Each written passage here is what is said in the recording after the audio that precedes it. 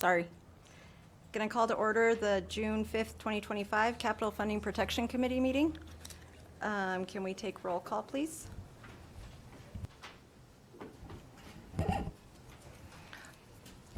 Paul Anderson, Clara Andriola, Elise Bunkowski, Here. Charlene Bybee, Here. Chris Cobb, Here. Andrew Diss, Jean Herman, Justin Ivory, Here. Miguel Martinez, Devin Reese, Here. Craig Westner. Here. We have a quorum. Thank you. I will go to number 2, public comment.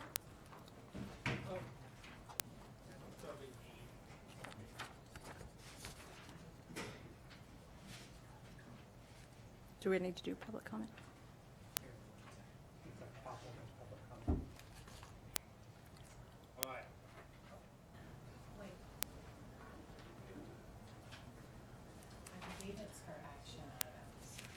Okay. Sorry. We're good. We'll do public comment after. Public comment? No. After. Right, yeah. Okay, so 2.01, the approval of minutes of the February 6, 2025 meeting of the Capital Protection, Funding Protection Committee for possible action. Move to approve. Second. All those in favor? Aye. Aye. All those against? All right, motion passes.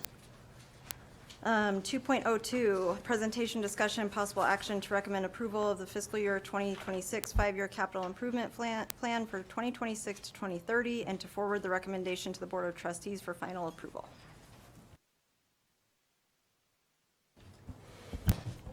Thank you, Vice Chair Bunkowski. Appreciate the opportunity to be here today to present our FY26 Capital Improvement Plan. With me, I have Mr. Mark Mathers, our Chief Financial Officer, to answer any of your questions regarding the finance portions. But I'm going to roll through this a little bit. Just kind of broadly talk about what is a capital improvement plan, or CIP as we like to call them. And it's a 5-year short-term financial plan. And what that does is it allows us to see our finances and know what projects and what we can actually work towards and implement and construct within the capital projects. You'll see we have our 4 funding sources here. They're the same ones we had last year, so it's not anything new. Also, even approving this plan today does not authorize these projects. As we always do, we come before you guys for design phase funding, we come with updates, and we come with construction phase funding for you as well. So this is just approving the plan and recommending possible recommendation to the Board of Trustees. We do update this annually because things change. As we've seen in our economic, prospects now, things have changed even in the last year for us. And so it is healthy to look at it yearly for us. We look at what are our priorities and how does that fit within what our previous plan was and how do we move forward with that. So the development of our 5-year CIP goes from FY26 to FY30, right? It aligns with our facility modernization plan that was approved by the board in December of 2023. So that's the plan of projects and what the scope of those projects are. This is to tell you how we can afford those projects. The other portion that you'll see within the CIP is our capital renewal plan. And so that's where it talks about supported by the facility condition index system. That capital renewal is replacing items that have outlived their useful life in the building systems. And so we use our facility condition index, which is basically an asset management to tell us where that is. So that drives a lot of that within that. So capital renewal is within this CIP. So don't get that. You'll hear that a little bit later too, but wanted to make sure you know that that's in here for modeling for funding. We talked a little bit about it's driven by student enrollment trends. That was our facility modernization plan. The capital renewal or critical repairs, and then talking about equity, which is part of our facility modernization plan ideas and goals moving forward. We adjust based off of financial modeling, which I'll have our CFO speak to a little bit, and revenue performances.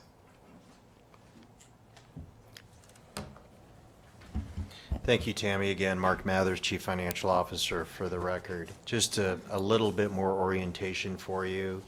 The 5-year capital improvement plan is required by law. So we are required to file that CIP document with the State Department of Taxation by August 1st. But because this kind of links in with our annual budget, this is kind of the final period in which we really can consider this. So if there were changes to the CIP, we'd need to incorporate that into our in year one. We'd need to incorporate that into our annual budget. So there's a legal mandate and basis for what we do. I also just want to make sure you and the public understood that behind the PowerPoint there is the actual CIP document, and the first several pages are basically a summary of revenue sources and projects, and then behind that are the individual pages by fund that show the more detailed breakout of funding by project. And so the CIP is really composed of all of our capital project funds and their budgets, or the plan for their budgets for the next 5 years. So this is, providing you summary level information, but certainly if you have questions about the details in the actual plan, we're here to answer those questions. So as we've kind of talked about before, we use a blend or a mix of debt financing and cash funding projects. We always prefer to cash fund projects when possible, because then we don't have to pay bondholders any interest on any debt. However, because the school district has major facilities, that's not always possible. We can't wait to save up cash to do a $77 million new building, for example. And so in those cases, we will propose issuance of debt, which has its own process, and you'll see me here to talk about that probably at future meetings. But what we're doing is taking a look at our resources, and Tammy described the major resources to you, and we have slides showing you that, but there's only a couple. And so we're modeling what we can do on a cash basis and what we would need to go into debt, fitting within those revenue streams and maximizing what we can do for any particular time period.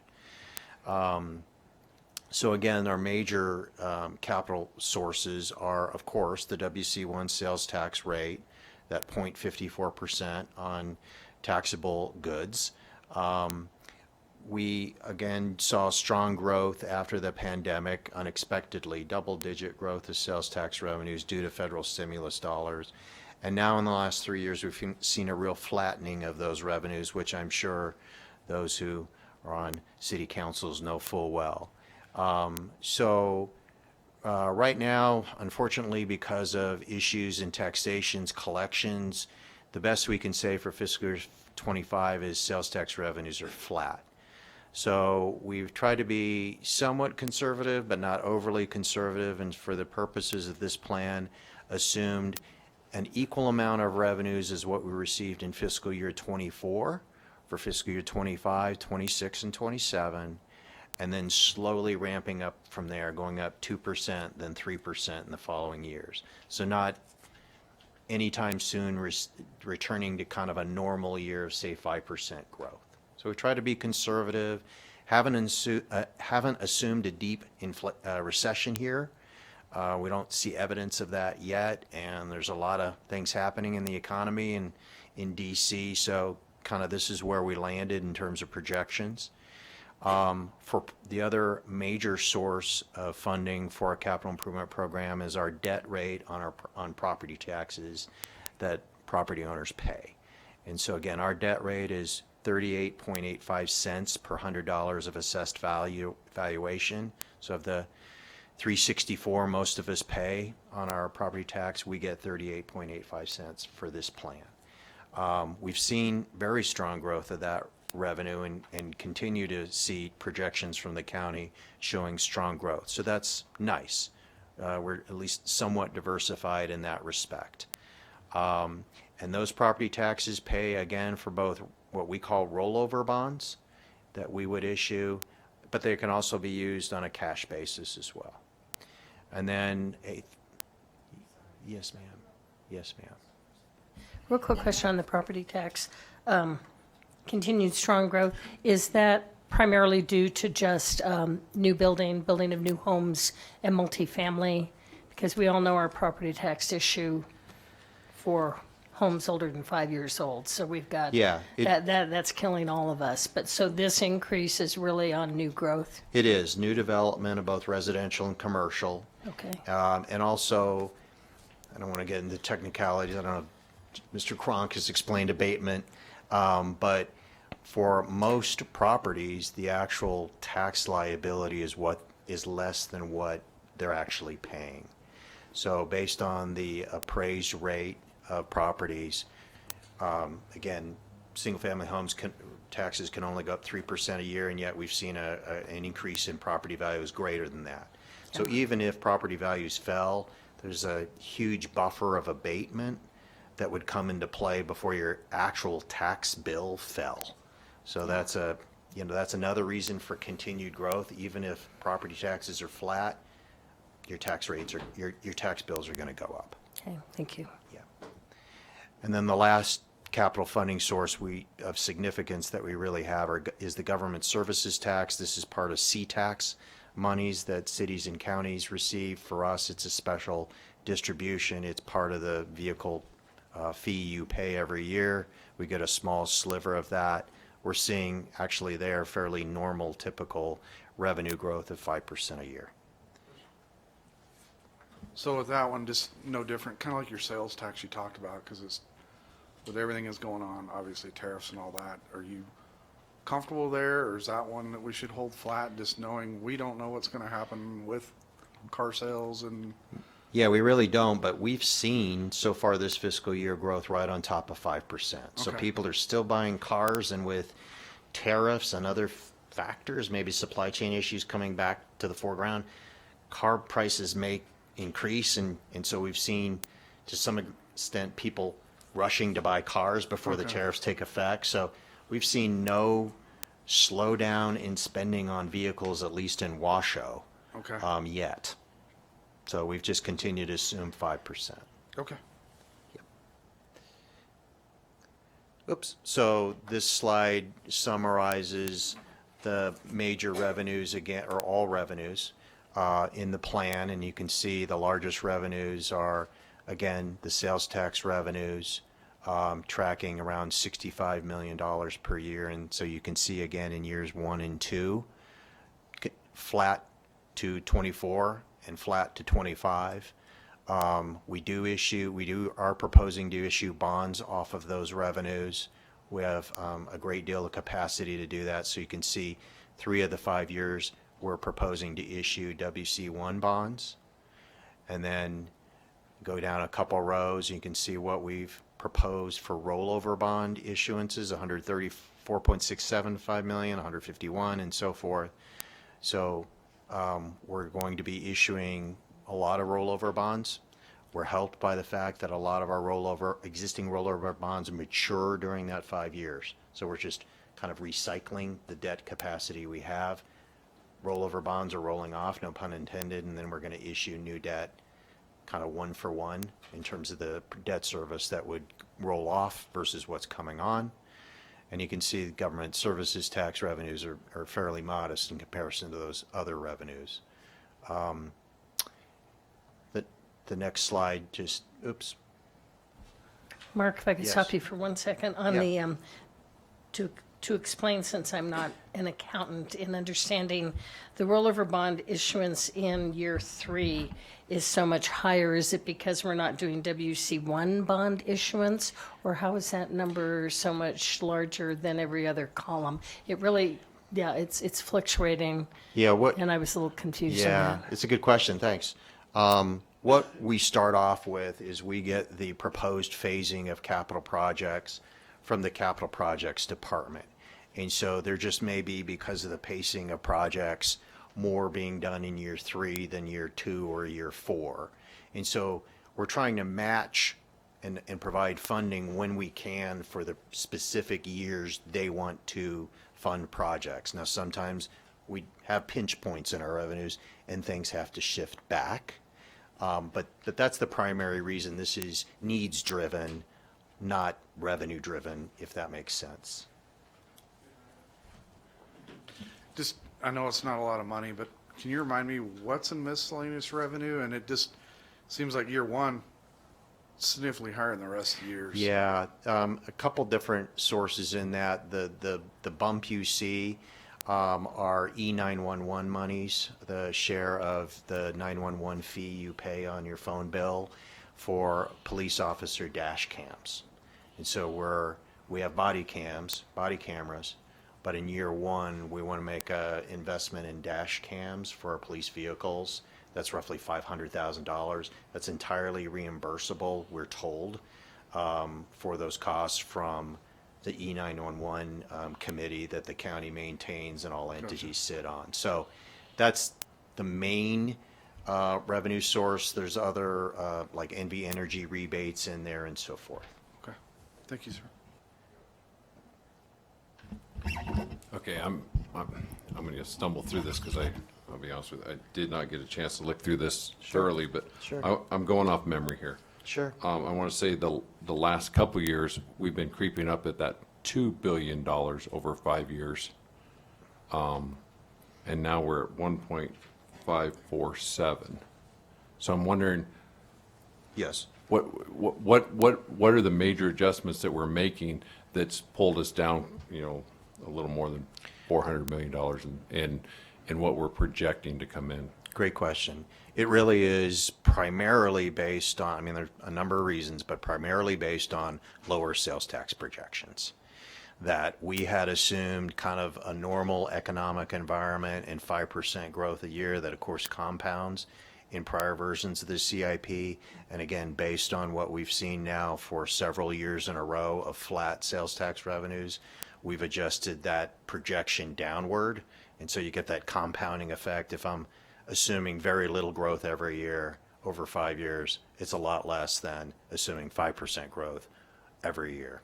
So that's the primary driver, and for cities who are struggling with their operating budgets like we are, that's the reason. It's just sales tax has not performed well.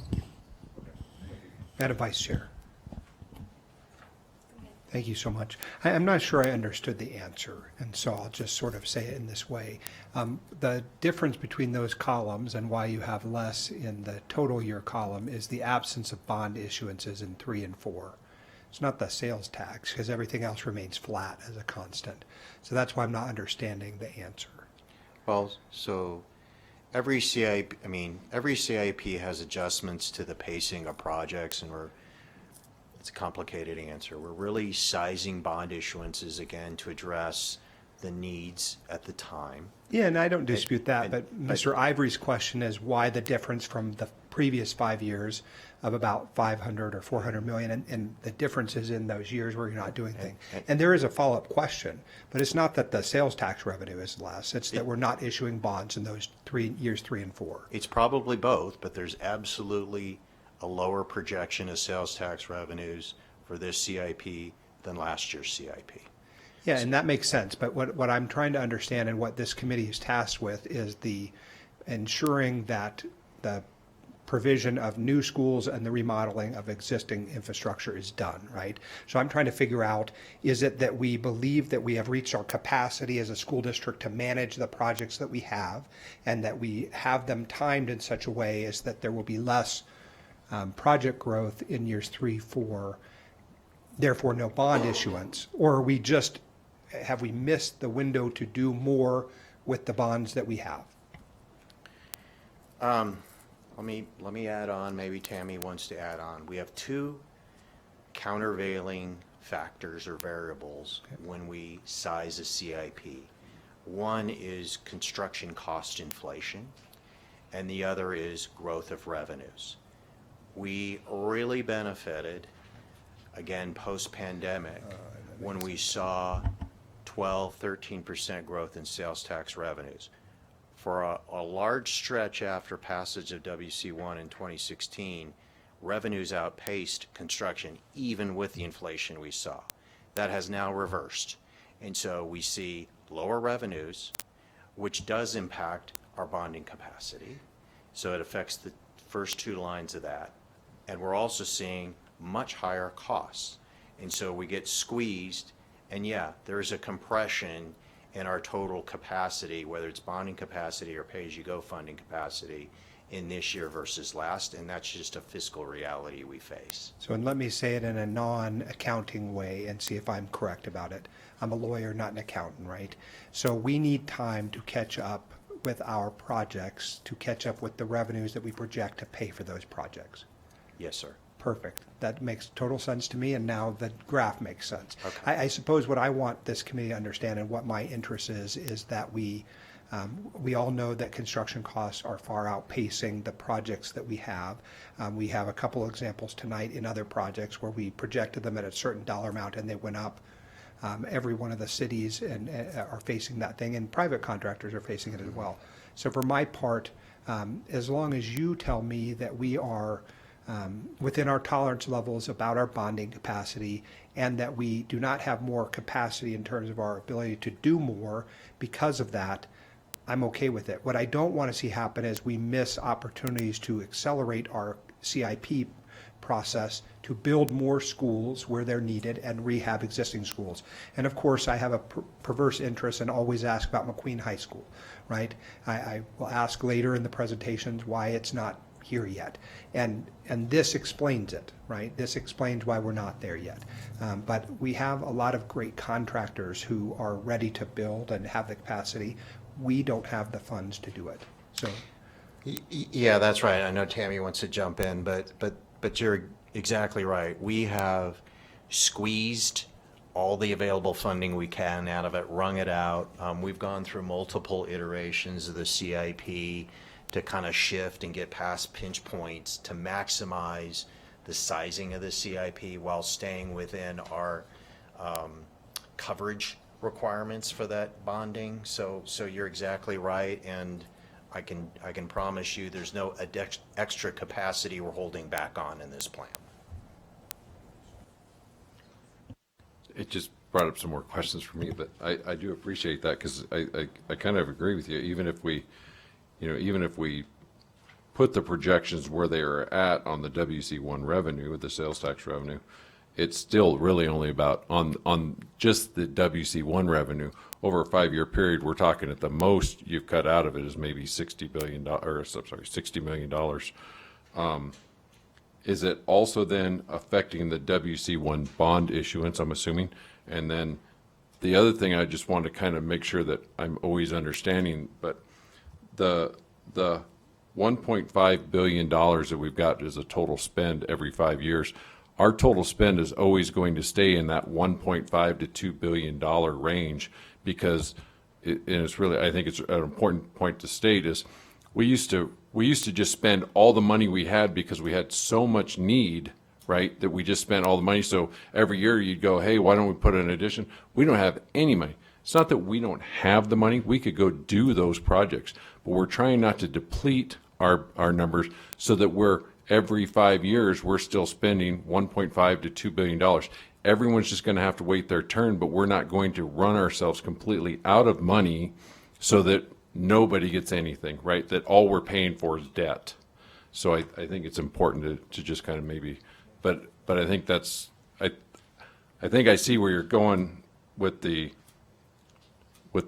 sales tax. The numbers are down, but it's my understanding then that we're going to kind of float for the next 5 years. We're going to float between that 1.5 and $2 billion range, depending on sales tax. That's right. Barring another great recession, yeah, I would expect we are in that range.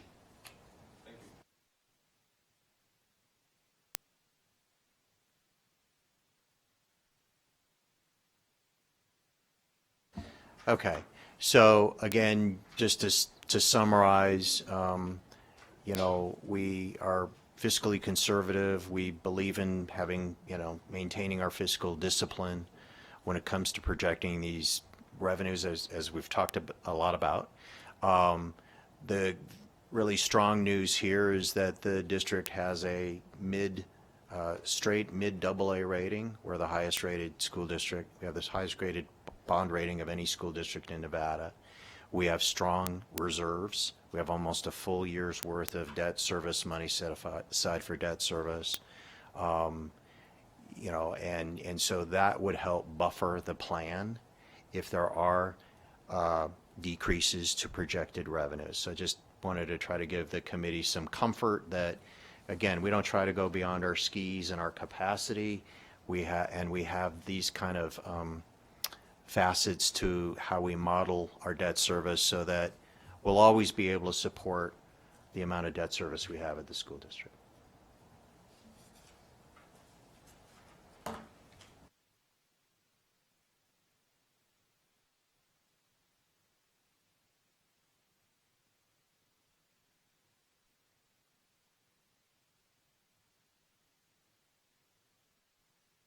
Want me to, okay. This slide simply summarizes proposed expenditures by year. You can see the great bulk of work here are construction projects, and that's really comprised of the execution on the concepts in the facilities modernization program. Next to that or right below that is the annual capital renewal program where we make various improvements at schools, whether it's carpeting, roofing, HVAC systems, or what have you. This used to be funded at $20 million a year, maybe 5 years ago. We continue to try to ramp that up to address inflation, so now it starts at $50 million per year and increases to $55 million per year. And then we have, you know, sundry kind of government services tax funded projects. A portion of our WC1 sales tax revenues, of course, has to go then to pay for a debt service on those WC1 bonds. And so there's a transfer out of that capital project fund for that. And then we have various capital outlay projects, most significantly the IT device refresh project. We also use government services tax monies to pay for bus purchases that we've talked about in the past. So this summarizes, again, the spend side of things. I've covered the revenue side. This is the spend side. So Mark, I had two quick questions. On the fleet, does that mean we spend $3 million a year on new buses? Is this refurbishing? Is it maintenance? Is it replacement? That sounds like a lot of money, but maybe give me an idea how many buses. Yeah, we do have roughly 325 to 350 buses in our fleet, if you can believe that. This is the replacement of our older buses. I believe the $3 million in year one is actually cash funded out of reserves, and then going forward, we're proposing kind of 4-year medium-term notes to pay for fleet replacement on an annual basis thereafter. And that's all sizing the revenues within the government services tax fund. But yes, it's all, none of it's maintenance. We do that out of our general fund. None of it's the mechanics. That's all funded out of our general fund. This is actual purchase of buses to replace 20, 25-year-old buses. Okay, and then my second, that answers that, thank you. Other question was on the other category.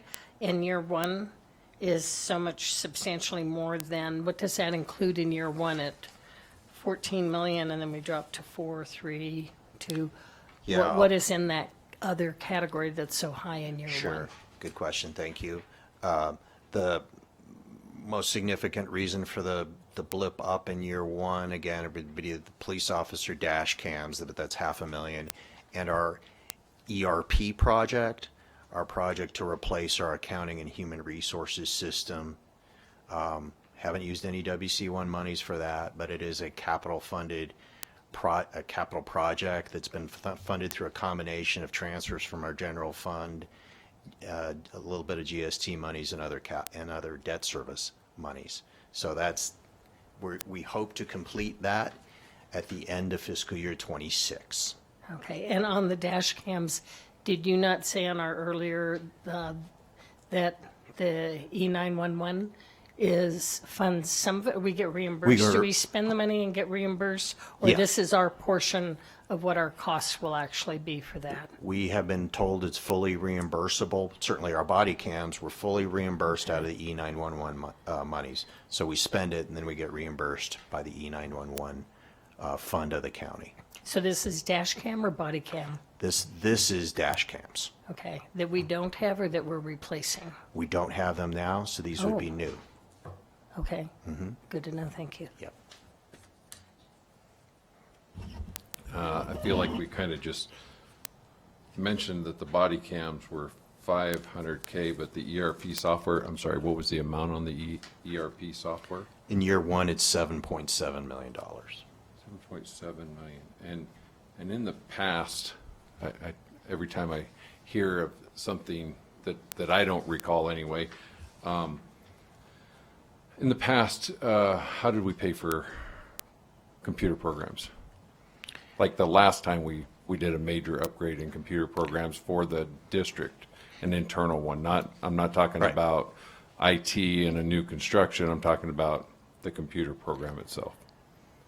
Our current ERP system was purchased in the 1990s, and I don't know the funding source of that. So that was the last time we had a major computer system acquisition like this. But it could have been one, obviously it wasn't WC1 money because we didn't have Right. that back then, but it could have been one of the other. Yes. Yeah. And was it more than likely, or more than likely was it out of general fund? Well, you're asking me to I know. guess. I know. Or But if you I'm- want, maybe a follow-up would be great, just Sure. so, let Sure. the committee know. I will say that the debt service revenues, the property tax revenues, it is completely an eligible expense to spend for equipment and capitalized software like this. So it's been an eligible expense for a long, long time to use those monies for something like this. And then my only other question would be, only because I know that, as you hear this stuff, you just don't want to have our name on, the front of the RGJ or something.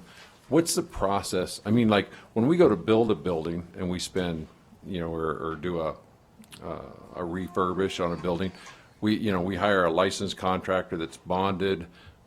There's some guarantees in it for us. When we buy a computer program like this, what are our guarantees to know that we don't get 3/4 of the way through this to find out we don't really have anything that works for us yet? Yep, excellent question. So before we embarked on acquiring a system, we contracted with a consultant with ERP experience to guide our process. They helped guide our request for proposal process to select firms. We did do a competitive RFP process. We selected the Oracle system.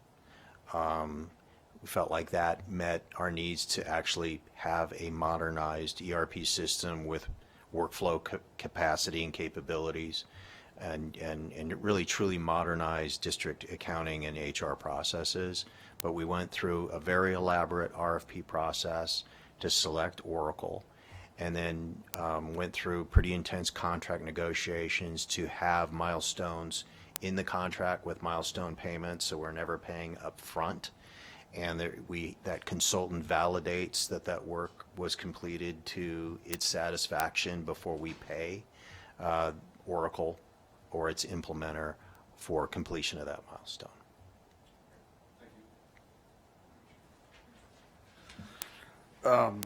Your fleet, I just want to verify, that's your white fleet too, not just your buses. It's your entire fleet, correct? You are correct. It is the Okay. entire fleet. We've just tended to focus on the yellow fleet for the moment because that's the more critical need. Correct. But you are correct. Thank you for the clarification. We Okay. have bought police officer vehicles, for example, over the Sure. last several years. Okay, I just wanted to make sure it was the entire. So the other question on the ERP system, I understand it's on the back end. My experience is there's always an extended O&M cost, right? Because they always have an update or Yep.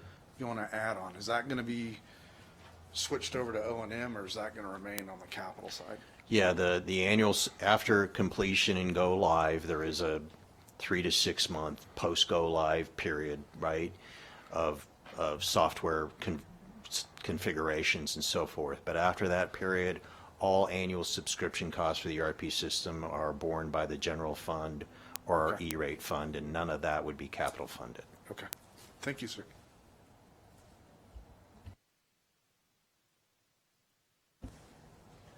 This is just a graph for you guys to see where those expenditures are, just so you can see the percentages.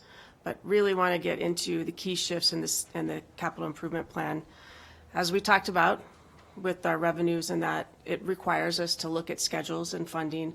We know that construction cost is escalating. Our funds are not escalating as quickly. And so this reflects our funding availability. We've rephased some projects. You'll notice that some things have moved out a year or two, which we have to work within that and make sure that we, just like Mr. Ivory said, we can do all these projects, everybody gets what they need, and we don't end up not having anything after year 5. So that's not, the intention is to continue with the facility modernization. That is our plan. It is a plan, and we anticipate moving forward with the projects in a little bit shifted time frame due to those revenue sources. So there are a few other differences there. We talked about Maxwell Elementary School in-house.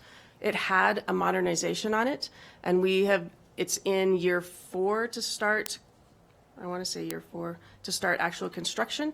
We've increased that amount because we feel that it's more prudent to maybe expand that a little bit more. The dollar amount of 18 million seemed a little bit shy based off what we've done so far with Matthews Elementary, Echo Loader, and that we're somewhere in between.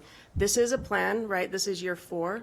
That's not year 1, but we wanted to highlight that change because we've started to investigate those things. Maxwell has a smaller piece of property. We might be doing something a little differently there than just a modernization, right? So we've looked at some of those, but again, we put it in it's in year 4, so it's not in year 1. Year 1 is what we're going to be doing this next year. So that's really what has to be, like, we want to make sure you guys are super comfortable with. But we're projecting a little bit of something different, thinking into the future for Maxwell. Time shifts on some accelerated projects. I know we don't like to see things pushed back, so we have a few dollars set aside in there and a line item that are accelerated FNP projects. And so are there things and opportunities at schools that we might look at and say, we could do this portion of the FMP there and maybe give them something if they're 10, 15 years out, that we could actually do that and they might have a great need for them. So we want to procure that dollar amount in there for any of those opportunities. It's $3.5 million in there if you see that in year 1, thinking that we might have some opportunities and some needs to do that. So as you guys have spoken about, we have the resources to do the work. We have to align it with the funds. And so, but we're trying to be smart and strategic about how we do that, and maybe somebody needs a little bit of love ahead of time. So that just procures us using that dollar amount. That means we still have to come back to you guys and get approval for any design and any actual construction phase funding for that. So as we think about those things and get those ideas more formulated, we may be back to you with that, and that's what that line item is for. Madam Chair. Thank you so much, Ms. Zimmerman. What is the line item that you're talking about? How much money are we talking about? Where do I see that? There is a line item. It's on page, if I can find it now, page 2. It says accelerated FNP opportunities. I apologize. There was at the back. It's the back. How about, Ms. Zimmerman, just tell me what the number is? It is $3.5 million in this year 1, FY26. And so, of course, my question is, can that be shifted to McQueen High School? So if you'll look at the CIP for that McQueen High School actually is slated to start in year 4. Perfect. So year 5, I'm sorry. We do plan, we know McQueen needs it. We know that they would be, and you're speaking to a fellow alumni. I know so are there. I know why you're speaking to that, and I appreciate that. But again, that $3.5 million is not going to get a ton done at McQueen High School, but rather maybe some schools that really need those opportunities.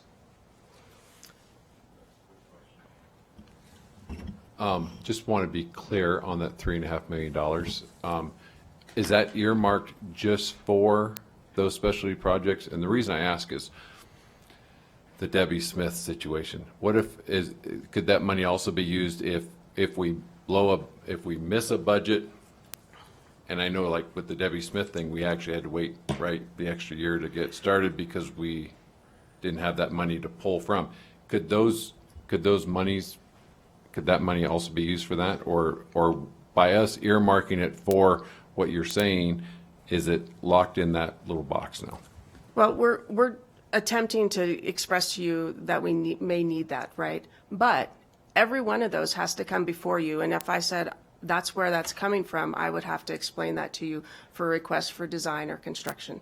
So you would absolutely get to ask me lots of questions to clarify that. But, you know, we could, but we would have to come to you guys and say we would be doing it out of that. And that would be my promise to you, is we'd be transparent about that. Just like when we did we could have pulled money from the $50 million fund that we do for our over the summer stuff, but then we would have shut all that down. So we can still have the ability to swap those things out, but there's obviously consequences that maybe come with that. Absolutely, but we would have to come before this board and before the Board of Trustees and explain that and be transparent about what we're doing with that to get approval. Tammy, I did have a question on the Maxwell. So are we not starting anything until year 4? Or are we starting now with the possibility in year 4 doing something more than just modernization? I'm a little unclear.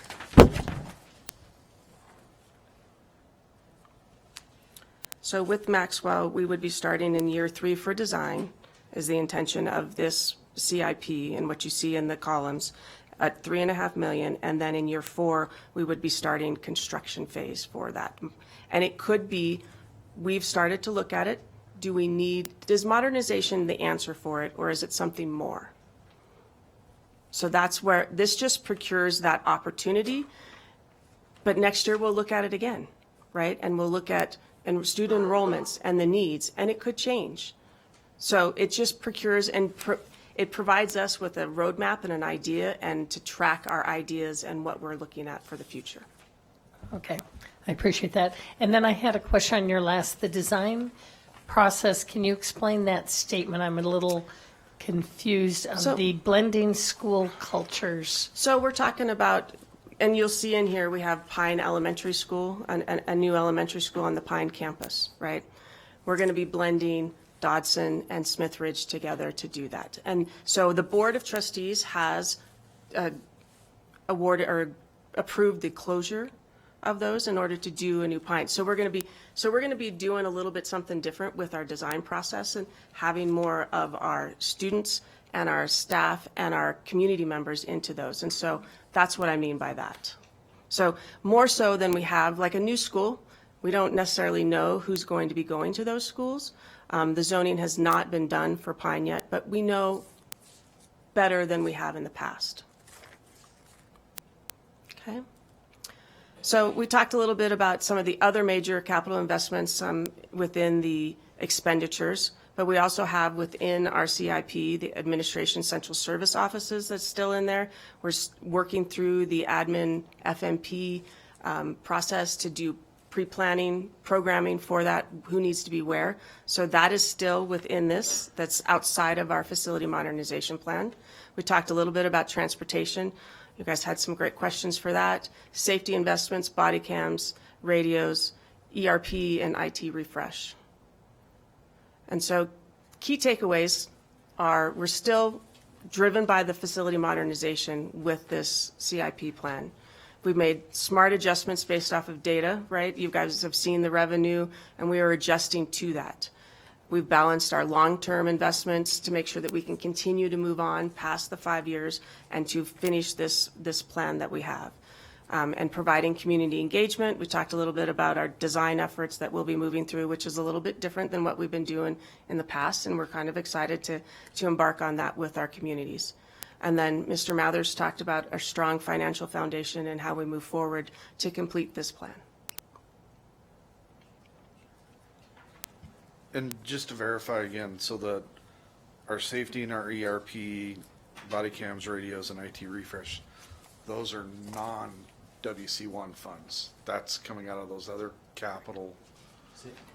I'm sorry, can you give me That's- that list again? So just the safety investments, the body cams, Right. the radios, Yep. ERP, and IT refresh, because the WC1 was very specific. So That's you're right. looking at GST and the other funds. That's exactly right. The ballot measure was very specific about the types of facilities. And I talk to bond counsel frequently when there's any kind of question as to that. So you're exactly right. All of those other purchases are non-WC1 purchases. It qualifies as a capital outlay, but not a WC1 capital. That's right. Okay. I just So the next steps for this is for the Capital Funding Protection Committee to recommend to the Board of Trustees to approve this CIP. We'll continue with our community engagement with all of our meetings and then work to implement these specific projects and provide you guys updates and requests for design phase funding or construction phase funding as applicable. Madam Chair. Ms. Zimmerman, where in this packet, and I apologize, the packet was so large that it came to us in various stages, where is the number or line item that tells me what the current bond issuance is in dollars, and therefore the debt on that? I'll let Mr. Mathers speak to that. Yeah, our total amount of outstanding debt is not contained in the CIP. So for my part, and what I would like to see as we move forward, and perhaps the vice chair and chair will think about this, is that would be an important component in a overall financial presentation to me, not because I question your judgment on it. I have a great deal of faith in the both of you, and the work product you put together tells me that I can have that, but I do want to see it. Right, because it doesn't in a vacuum tell me what our capacity is. You say, for example, that our bond rating is AA and that it's the highest of any Nevada school, and that leads me to believe that we have more capacity than what we might currently have, but I don't have a way to test that because I don't know what we've spent, what our bond capacity is. And then of course you're rolling over certain bonds. I don't know if that means you, with bond counsel, refinance them or what you do with it. So at some future point in time, I would like to see that information. Okay. Madam Vice Chair, I'm prepared to make a motion. Okay. I move to the Capital Funding Protection Committee approves the fiscal year 2026 five-year capital improvement plan and to forward recommendations to the Board of Trustees for final approval. And I'll do that understanding that it sounds like we have public comment before the action item. Yeah, we'll call the public comment. Thank you so much, Madam Priest. Pablo Nava Duran.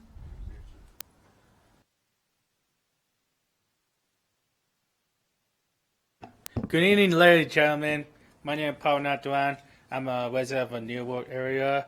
Also, I'm a resident for a Smithfield community as well. So I want to talk about how the FIP, because how the new Vaughn Middle School rezoning look like, because they learned a lot. We learned a lot.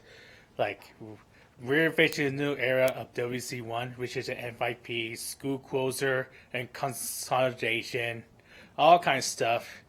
And when the new zoning of Vaughn pop out, the enrollment is like it declining. You know, there are no major development here in Central Winter area, so I don't know what's gonna do because Tammy and Adam, because Vaughn was the first project of FIP to rebuild this Vaughn, because Vaughn has the most unequal accuracy, least equitable building in the school district and the oldest middle school in the school district. So I think the students should deserve a new building, but the question is if nobody want to go to new Vaughn, or we saw the rezoning that someone opposes. So I feel like we should learn a lot better. I feel like having a naming community, have a move up zoning for a year ago. So we have a great idea what the community look like, joint ownership, like what the design look like, what name of those school, because I live in near where we're about to rezone to a new Vaughn, and we know that Vaughn and Pine are like rivalries together. Rivalries did not get along each other, and we do know we have a game rival. If you want to combine with game rival, you got for that school name and rename those school. We should learn that better. Hopefully we should learn it in the future when you consolidate school together. And And then also, we gotta be a lot smarter than that, because if in Bradfield Delta, if you show the enrollment of Vaughn, the number going down, and not just Vaughn, but every other school. If you build a new building, and like draw in the building, and have 900 students, and the enrollment we're about to like 700 students enrollment. That includes Hidden Valley, Dawson, and Smith Ridge, a huge area. So we got to do smarter than that. I know you have WC1, but we have the budget short part, but we got to be very smarter than that. So thank you.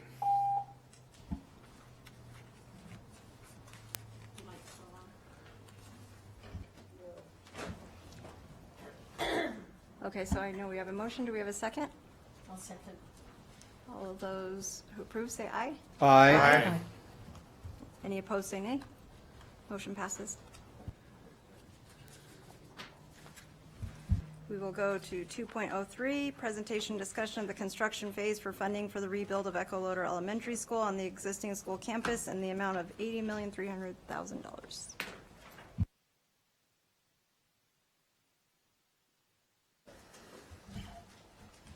Good afternoon. I'm Teresa Polson, Director of Design for the school district. I have with me today John Collins. He's with Pre-Construction Services Group. John has provided our cost estimating and our scheduling for this Loader Elementary School project. So if we've got any questions about that later, he's here to give some information. Oh, I need that. Okay, so just a little bit of history on this project. Back in December of 2023, the board did approve our facility modernization plan, and as part of that, Loader Elementary School was identified to receive a new school. We did then hire H&K Architects immediately to start design services due to the fact that H&K is the architect of record on the prototype design elementary school that we're building here on this campus. We started with a lot of meetings with the school staff, with programming and design of the building, doing the details, but also we started our STEAM process. That STEAM process is really driving a marriage, let's say, between the construction of the school project that's going to be in their backyard for 2 years and the instruction at the school. So we've kicked off that process with the school and the staff, and that'll continue in the fall. We did have a community meeting at the school itself in February this year. We had a really good turnout. We have done a site plan review with the city of Reno, and that has been approved for the school as well. So it's just a site plan of the existing school, just to give you a lay of the land. It's on the corner of Apple and Yorrie. On the right is some existing soccer fields, and that's where we will be constructing the new school. And then on the left, where the existing school is where the new fields and playground will be. We have been in coordination with the city of Reno on removal of those soccer fields. They do maintain those fields right now. We do have some youth groups that use those fields, so we have planned some soccer pitches on the new playground for the school. This is the rendering of the new proposed site plan. Again, the new building shown on the right, and with the entrance off of Apple, and the playground will be constructed on the left, and you see those soccer pitches there. This is what we call a modified site adept prototype design. It is really just a long rectangular version of our original prototype of this school. It will be a hard bid delivery. It is approximately 100,000 square feet with 32 classrooms. We do try to provide some sort of sustainability system or component in these new schools. Typically, we do a geothermal ground system, but there wasn't room on the site to do that for this school, so we are planning a new PV solar system that is on the roof of the school, and that is included as a bid alternate as part of the bid package. This will be a phased design approach like I've been describing. I did want to let you know we do have Head Start. Head Start is an early education pre-K program that is on our site. They actually lease land from us on this site. And we will be relocating them to another school as part of this project as it progresses. One other thing I did want to mention is that City of Reno did receive a pretty nice grant over this past year to install a number of school zone flashers around the city. And they have offered to install 5 school zone flashers around Loader. So that's a really nice contribution for this project. This is a rendering that H&K Architects did supply for us. It shows the front of the school and the playground. They have also supplied a very nice video fly-through of the new school that Shannon will bring up now.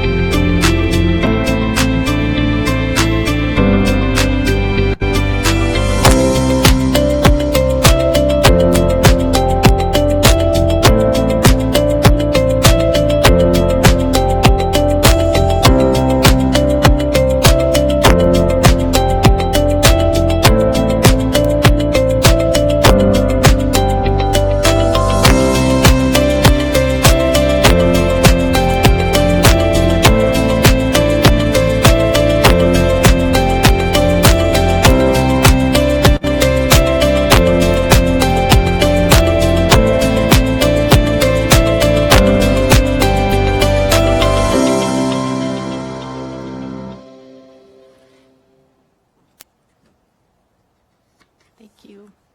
Sorry about the hiccups. I'm not sure why that is doing that.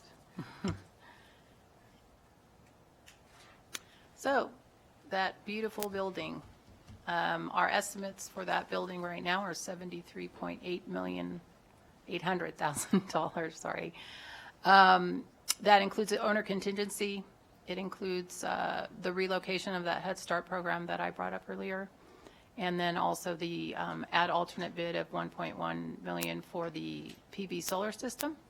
We have $3.2 million allotted for professional services and $3.3 million for furniture, fixtures, and equipment. We do typically like to show a breakdown of our professional services for these contracts so you know what's happening and how that money is being broken out during the construction phase. Won't go through all of them, but if you have questions, please let me know. Again, this is another comparison page that we'd like to include of all of the past prototype new elementary school projects that we have done over the past 5 years, just to show a comparison. And again, the total amount that we're requesting, $80.3 million for Loader, up to about $734 a square foot at this point for these projects. Our next steps will be to take this proposal and funding request to the board next week. start our bid process in July and start construction in September, with completion of the new school in summer of '27 and opening fall of '27. And then we would complete the construction of the fields in spring of 2028. Questions?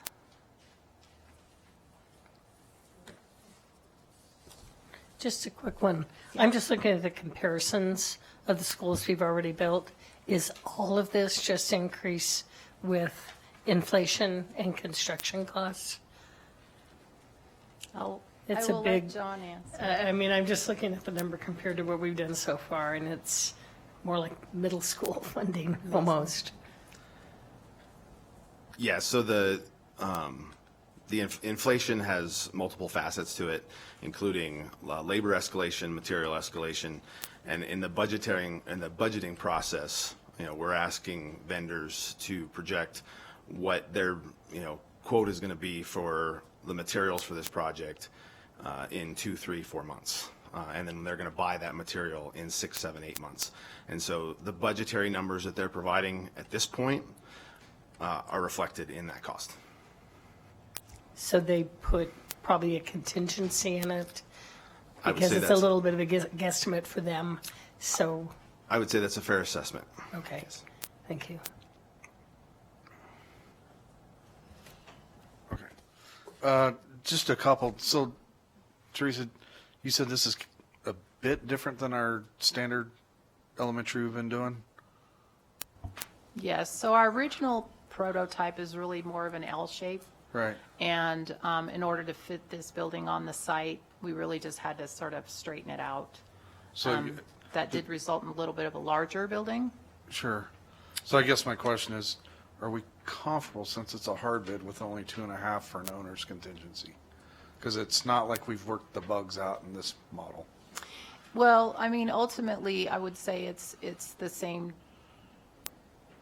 design and components, building components. Right. This is a contingency that our construction director is comfortable with. Okay. Yeah. And then the one other question, the flyby or on the plans, are the pitches natural grass or what? The soccer? The soccer pitch is actually more like a tennis court. So it's going to be like an AC surface type? That's correct. Okay. Yep, Okay. Thank you. yep. Madam Chair, thank you so much. Mr. Cobb raises an important question about the difference between hard bidding and the CMAR. So we've done both, and I sort of understand the school district's thought process about why we change from project to project on those delivery methods. What can you tell us about this one that makes it more appropriate for the hard bid process? Because Mr. Cobb raises an interesting point about why the CMAR process helps you to work out those kinks and do some things with it. So what is going on there? What is the thought process maybe? Well, I think ultimately, both the design and construction team feel like this is still the same prototype school. It's the same systems, it's the same structures, et cetera, and so that's why hard bid was selected. Okay, and so that has been the principal reason that drives the decision about whether to choose hard bid or CMAR, is that we have an existing blueprint for, and we've just stretched it. Yeah, I mean, there's always going to be unique circumstances depending on how complicated the site is, how tight the site is, that type of thing. Well, So this there's- one seems very tight. It right? This is, is a very yeah. unique and challenging site, and having had kids who played soccer there on the weekends, Agreed. it's a tiny school site.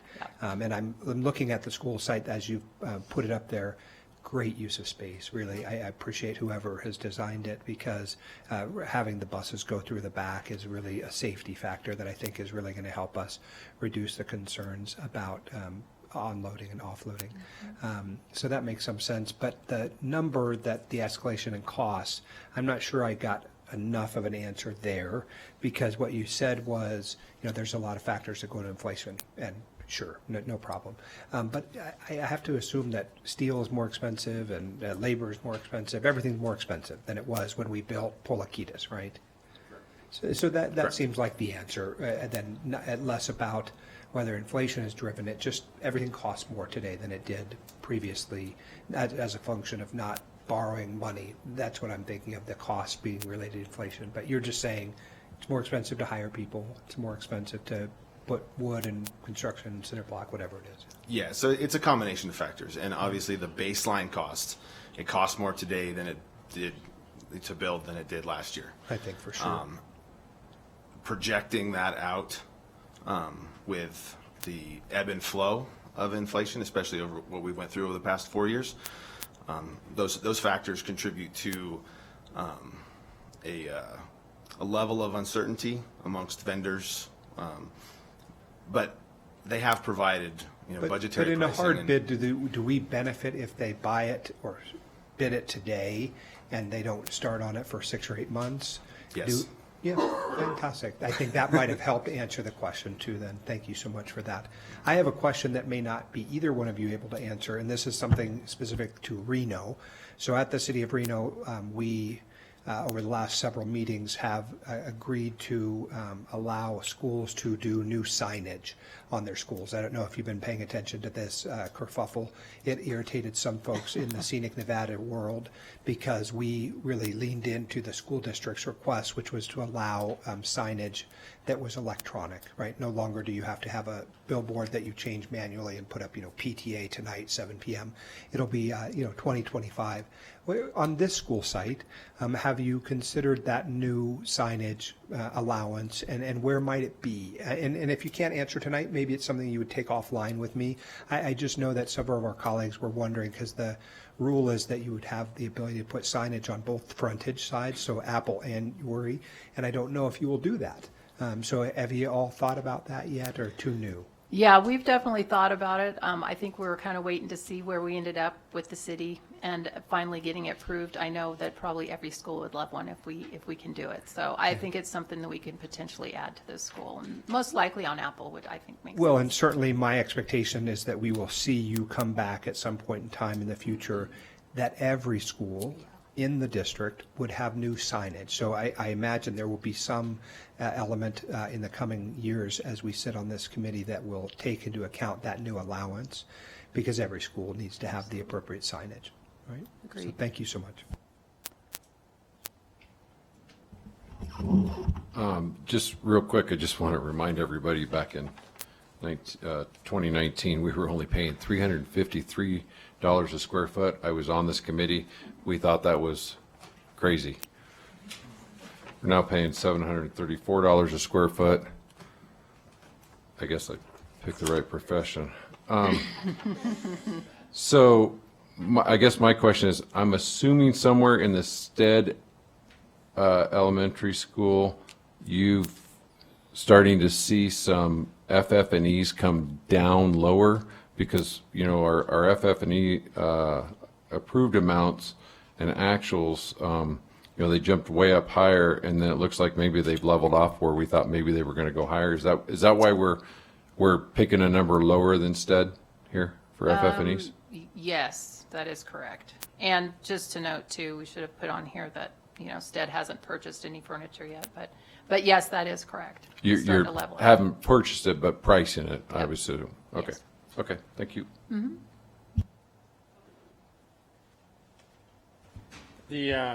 We talked about price per square foot, but I know like in Paulikitis, there's no demo. In this project, there's demo. And Correct. how much is that per square foot? Yeah, good question. The short answer is it depends, right? I mean, we have abatement costs, we have the cost of demolition and off-haul, and that square foot price varies based on the size of the building and the amount of those functions. Yeah, I'm not looking for a hard number. I'm looking just an idea. Does that, if you didn't have the demo, would that bring the construction cost of $734 per square foot down to $650, $680? I believe Rough idea. the cost of the existing structured demo was approximately $1 million. So over 100,000 square feet, $10. Okay, that gives me an idea. Yeah. That's what I was looking for. Thank you.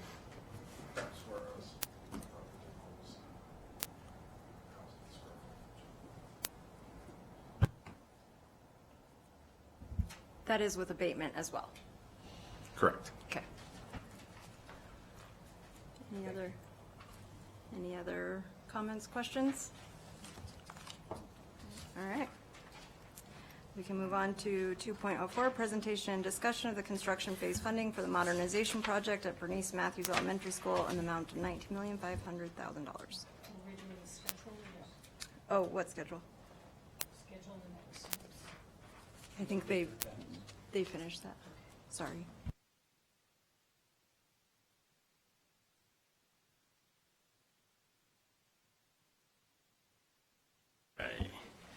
Good evening. I'm Eddie Chacon, Assistant Director of Design. I also have Travis Coombs here with me, who is the Vice President of Core Construction. He's here to answer any construction, scheduling, and estimates questions. We're here to discuss the construction phase funding request for the Bernice Matthews modernization project. This project is a modernization as in we have an existing school and we're adding square footage to this school to meet our needs. And so a little bit of history on this. We hired Van Wart Bugatti architects in February, March, and we started doing conceptual design. Through that, the top three priorities defined by the leadership, the area superintendents. Number one is always safety. It's looking at the single points, looking at the secure perimeter, looking at cameras and those kind of things. Two is remove the students from the portables, right? Get everybody under one roof, get them so they don't have to go outside to go to classrooms and that. So that's number two. Number three is meeting our education specifications. That is to provide hub spaces, flexible learning spaces, kind of like our new schools have there, provide a media center, career center, and also provide outdoor educational areas. We also discussed this with the principals, had them do a survey, and at Bernice Matthews, they had three priorities, their number three priorities. Number one was remodel the restrooms is what they would like. Classroom finishes and other building finishes is what they had in there. In January, we hired Core Construction, or we retained them to be part of our CMAR team. In March, we had a community meeting where Core Construction, Van Wart Bugatti, and Washoe County School District met with the community, met with the staff, met with the parents, showed them our conceptual drawings, and out of that, I mean, people were very excited to see this coming to their school. The staff was excited to see the new areas catching up to what we're making the new schools like.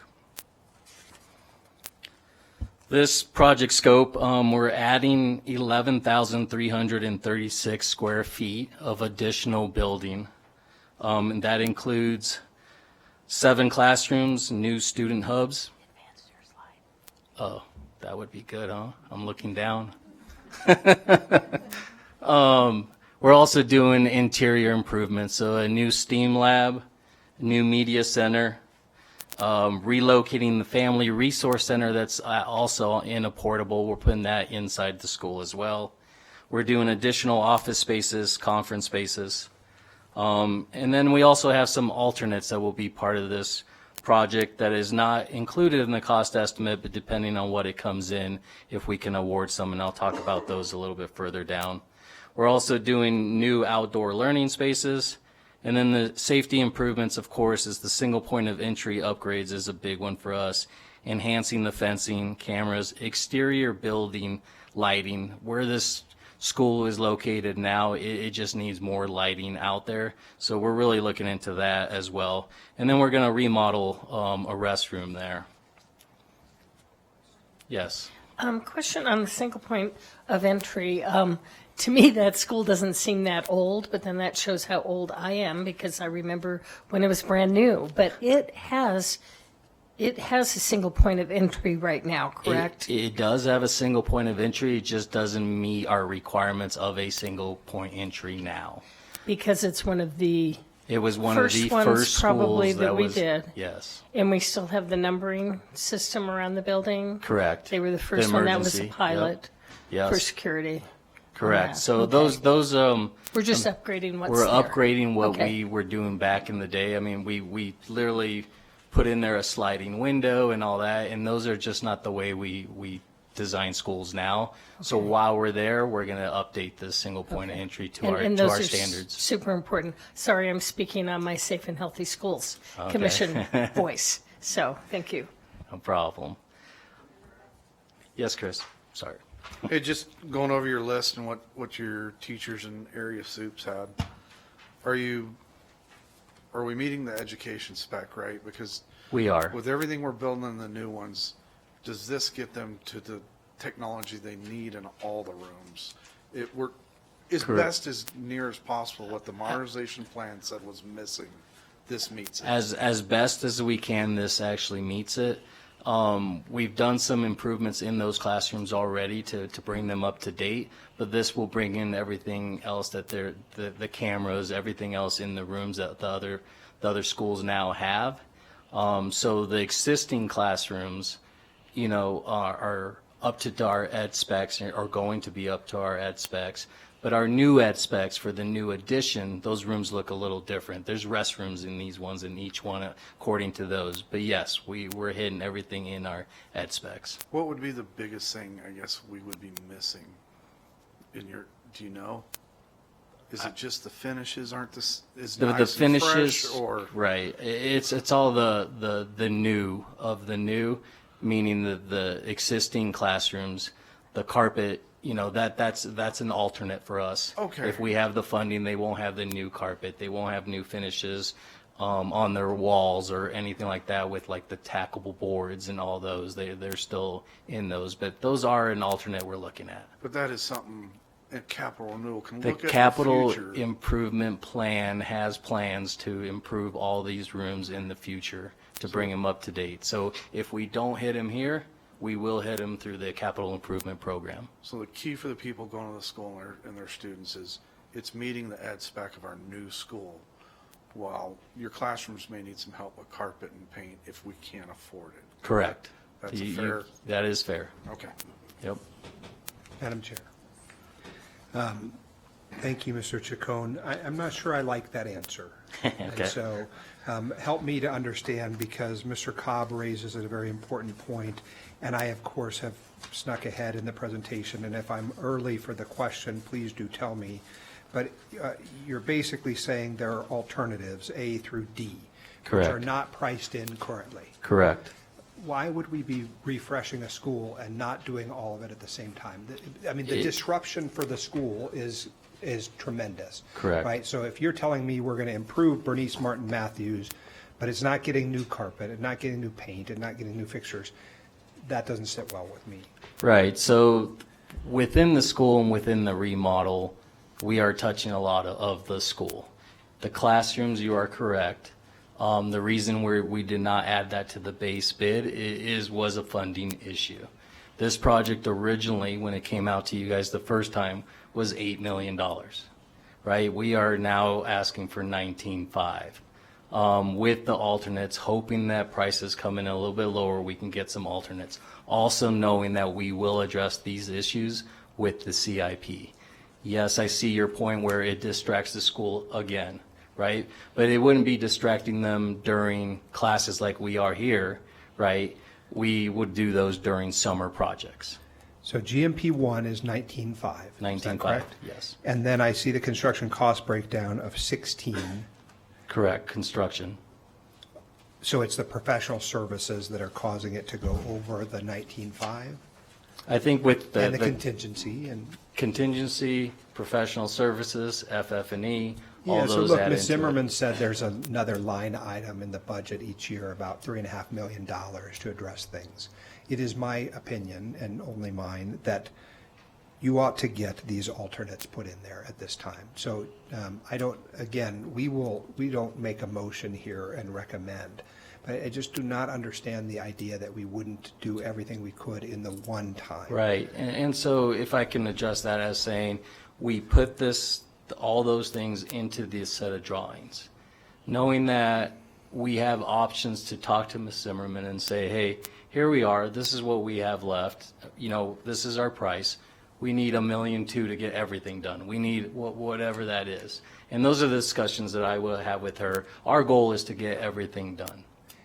Is it also the goal of the CMAR process to make that more palatable? Meaning, isn't that part of the reason why we do the CMAR process, is that you work with your contractor and you work through those issues to get to the better result? That is correct, and I'll let Travis talk to it. Yeah. Thank you for the question. Again, Travis Coombs with CORE. The team has really worked collaboratively together to responsibly plan for maximizing the value and the improvements to the school.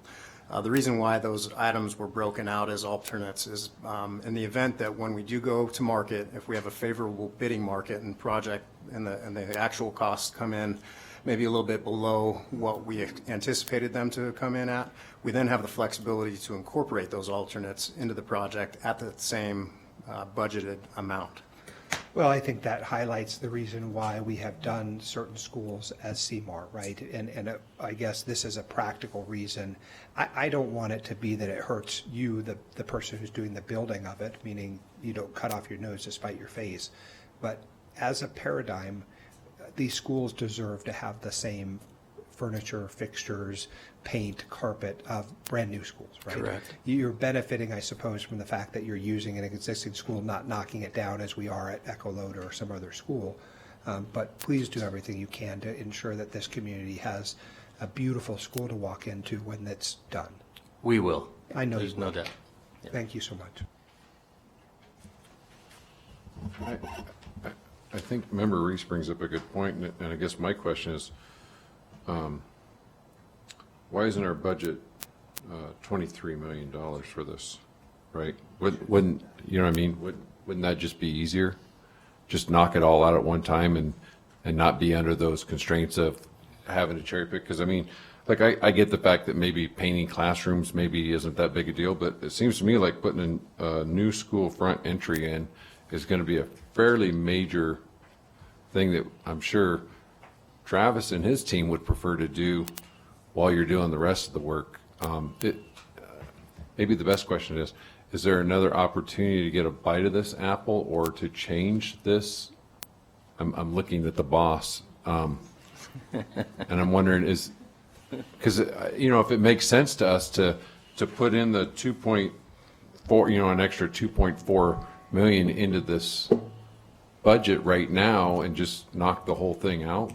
So Tammy Zimmerman, Chief Facilities Management Officer. When we approached the FMP and that was approved, within the FMP, it was talked about bringing schools up to equity, but we still knew we had the capital renewal plan, which would replace carpet and that, and some of those would not receive those things and except under the capital renewal plan, if we could afford it. If we do that and we change this to 23 million, for instance, then there's another project that doesn't get done because of that. So we've tried to give them the modernization within the scope and within the budget. We've even added to the budget so that we can procure all of those options for the rest of the plan within the facility modernization plan. So if I'm seeing this clearly, then all four alternates are typically at any other school something that comes out of the summer projects. Future modernizations would have the same type of alternates within their scope as well.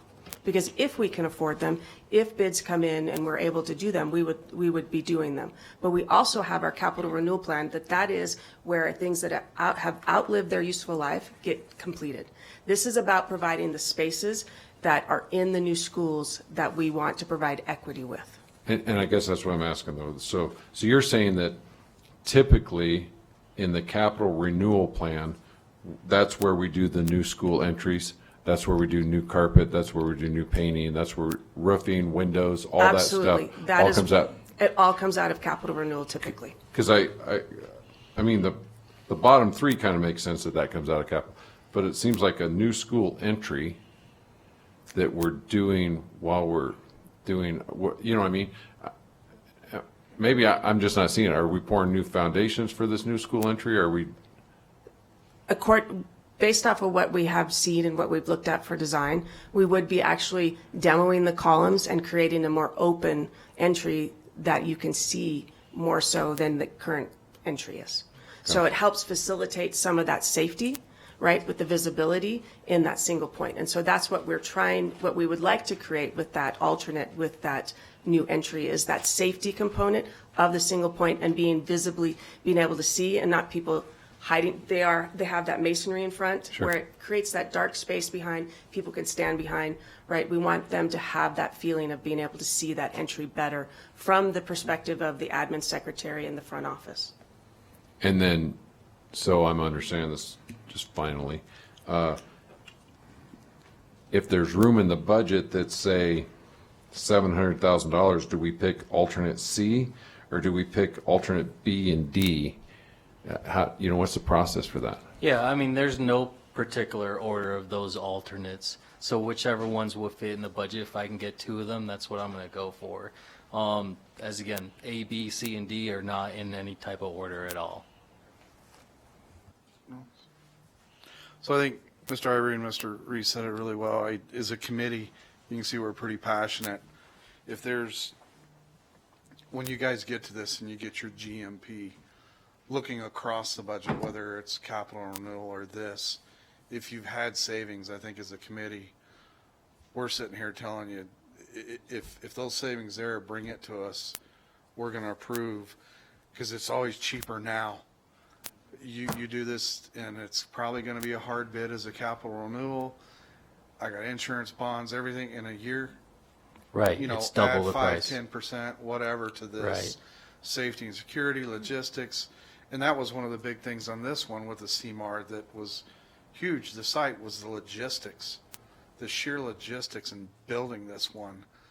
Because I had the pleasure of sitting on the selection committee on the CMAR, and what they have to do, there's a lot with this. So I'd love to see us get in, get out, as they've pointed out. So, and we will definitely look at that. I mean, that's why we have Core Construction with us. That's why we hired them to be here with us, is when we get through that bidding process and go through it, make sure that we're getting the right prices, make sure we're looking at everything twice to get that number to where we need it, so we can award some of these alternates and not come back and pay double or whenever in 4 or 5 years.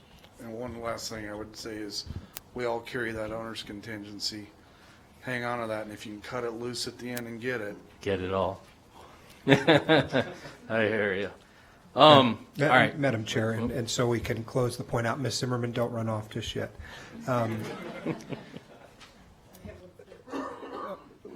Look, I hope what you're hearing from this body is that we are practical people. Not all of us have the same experience in the contracting and construction world as you gentlemen do, and Ms. Zimmerman as well. What we are hoping for is to, of course, safeguard the resources. That's the capital funding protection element of it. But what we hope to see happen is that all schools attain a level of equity, and not just in the delivery of the physical space, but also in the feel of it. Because what we want the kids to do is when they come to school, they're excited about their beautiful school, right? And so when you look at these pictures, and we've seen some maps, and we've all been to the ribbon cuttings, there's just a palpable energy that happens when those schools have the renewal or their new construction. And so what I would hope is that, as I understood from the very first presentation of the evening, is this line item is increasing. It's gone up to like 50 million and 55 million as it goes along. There must be several million in there to allocate towards this specific project at this time. And so I don't know who gets to make that decision. It might not be us, but it sounds like this body believes very strongly that it should all be included in one process rather than 2 processes. So I don't know where that would happen, and we don't have like board council, so I don't know how to make it happen. We're for discussion only tonight, and the discussion I want you to take from it is that that is our hope and fervent goal.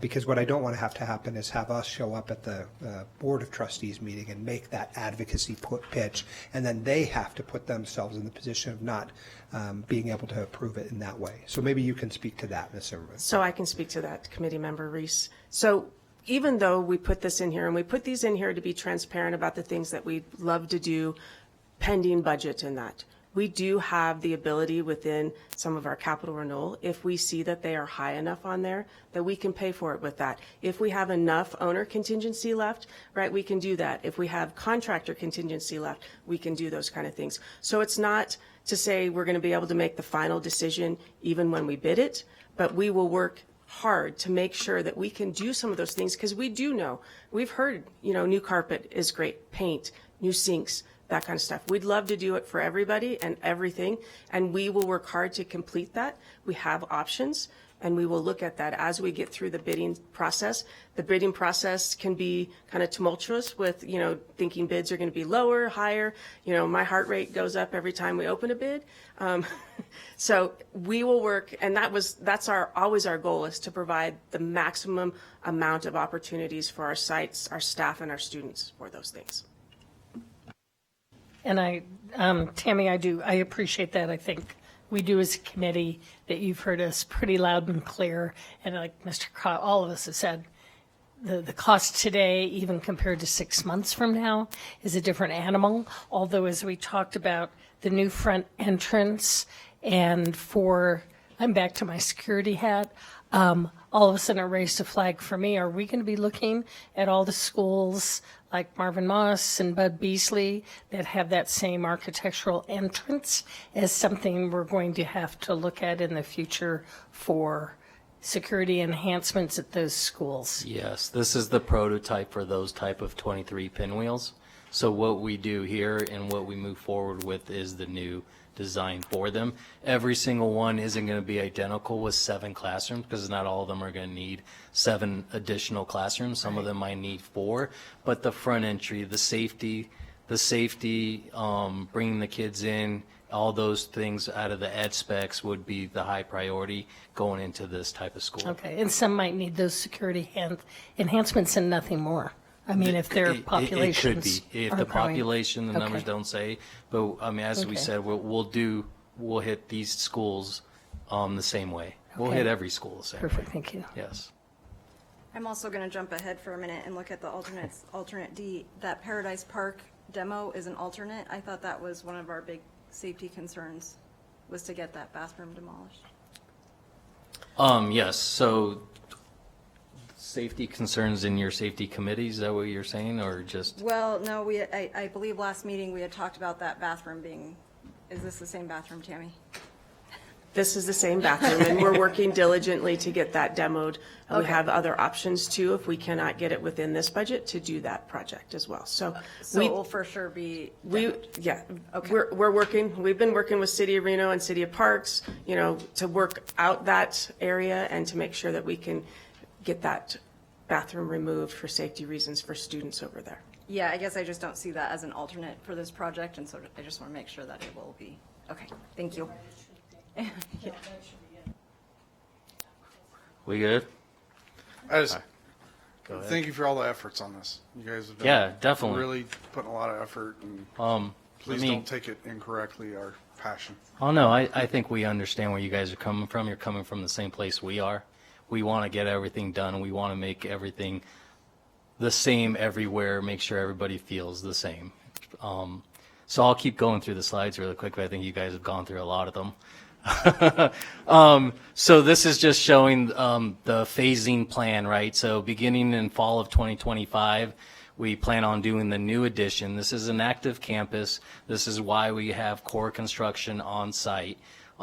Doing the new addition while there's still kids or children, students there, right? And we'll also be doing the restroom remodel during that same time.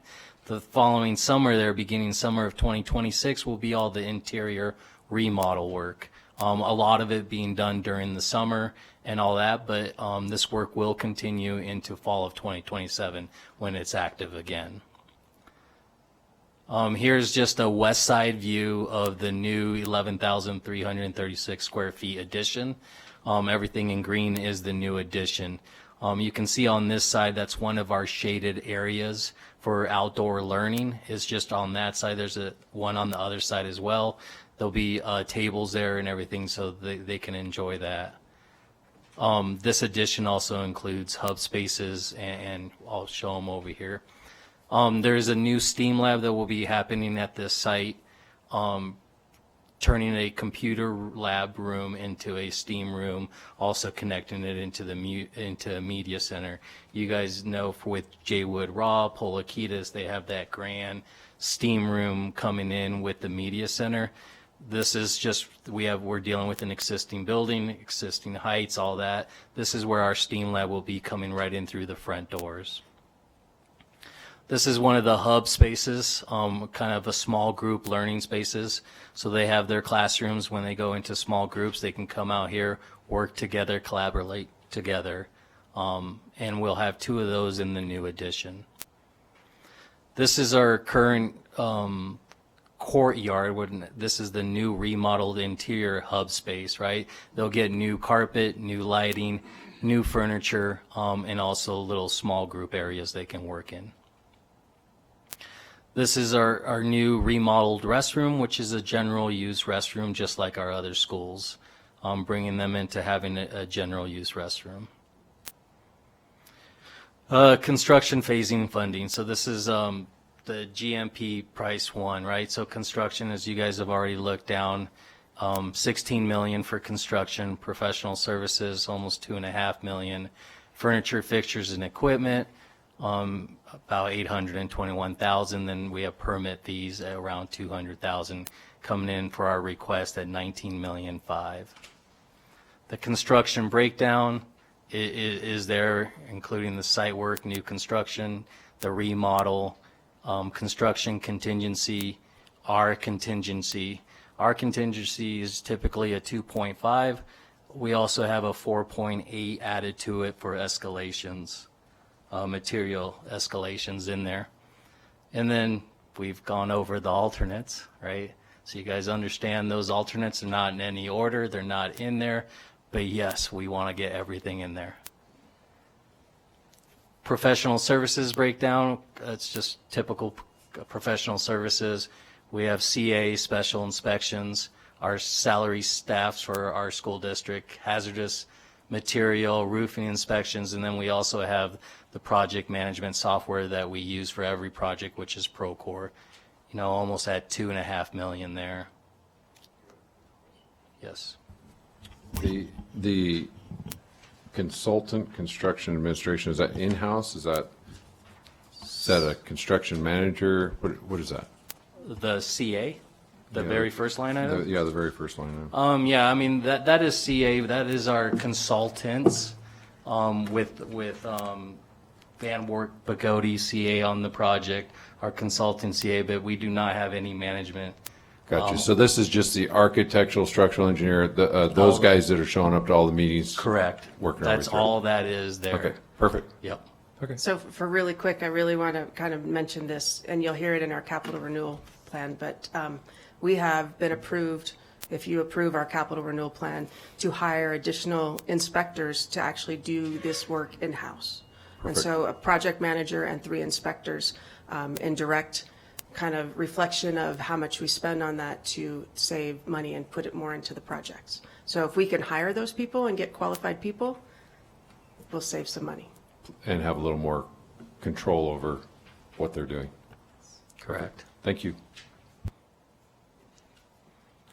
The one new one, I guess, for me was the WCSD. I remember the engineering was in there, but that's interesting now that we're including nutrition, police. Yes, I mean, they're all part of it now. I mean, we got a nutrition services with, you know, in this project as well, we have a new 3-compartment sink that we have to put in there because of code and all that. So nutrition services is in there, making sure that we have the right equipment, make sure that they have the right, I want to call them the cleaning chemicals, that they have to do all that.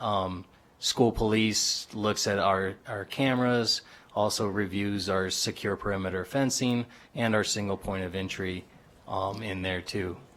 But just to clarify, their salaries are not paid out of WC1. They do that as part of their general positions. Correct. So we just want to note for you guys that we do have some oversight from those other departments that actually review stuff, but they are not funded. These are not their salaries.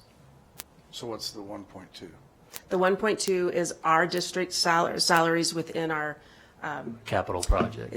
it's capital projects, construction, planning, Okay. It could be buyers doing the work for looking at the contracts and that. They are bond-funded or capital-funded positions. Correct, okay, that's what was just throwing me off, seeing, I was like, wait a minute. I could see how you see that. Yeah. That's going to be Okay. axed out for the next Right. one.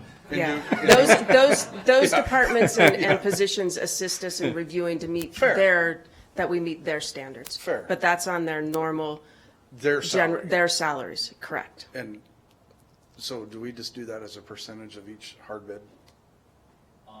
This here is Yeah. is a percentage. I mean, Yeah. our construction director knows Yeah. what, yeah. And he- Yes. And just to be clear, I know we probably don't have it in this school because it's not a brand-new school, but I think there are some administrative costs that capital funding does cover when we build a new school and we're setting that school up. Is that correct? So if there are administrators that work on a project and have capital funded expenditures for their time, they are paid for those. But we do look at that with a timesheet, right? To determine if they are operational for capital funding. Perfect. But it's very, very minimal, if any. And that's usually just on brand-new schools where you're That's just- bringing a brand-new staff in to help set it up. And dealing with, purchasing and helping us with FF&E, depending on what those academies or those classes are. But for the most part, it's pretty standardized anymore unless it's a CTE academy. Okay. I have a really simple question. What is our capacity with the 7 new classrooms? What is our capacity? And I don't know if Tammy needs to do that or No, you've got that. it's- I'm looking through all of these pages and I The can't capacity find. is on page 3, I would say. So capacity with the addition and everything is 858 students. Okay, 858. Is it going up 100? Is that? Yep. Or I'm back at Echo Nope, Loader? you're good. You're going up 100 more students. Oh, that's where it is. I wasn't sure which school I was on capacity. Yeah, Expansion, so 100 students, thank you. no problem. They will not be using those portables anymore. Yes. So they're gone. Are they actually gone from the property? Because we talked to Loader, the Head Start building, that's where they're moving. And they will be taking over those mobiles. It just made sense for us. They're there. You can use those for Loader, for the Head Start building. That answer? Okay. FF&E, there's the pricing for that. As we know, that includes all the furniture, IT equipment, and we have a contingency of 10% on top of that. Schedule and the next steps. So this June right here, we're already hitting here. We're bidding the GMP1. In September, we begin construction, and we anticipate to be done fall of 2027. All good? All right. Thank you so much. Thank you. Appreciate y'all. Thank you. And before we move to the next agenda, before we move to the next agenda item, I know this is a longer meeting. Is everybody good to stay? All right. We will go to 2.05, presentation and discussion of the fiscal year 2026 capital renewal plan in the amount of $50 million. Good afternoon. Chairs are warm.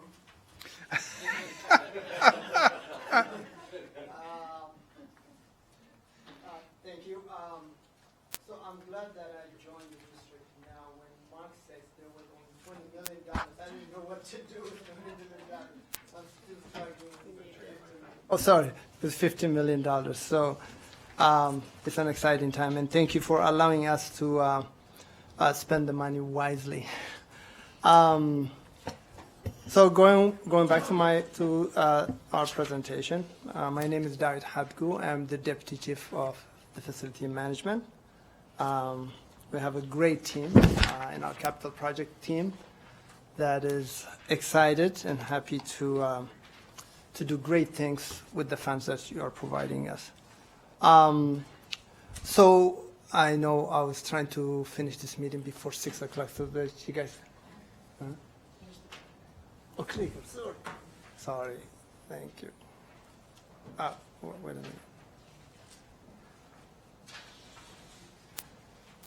Yeah, okay. Yeah, that's right, okay.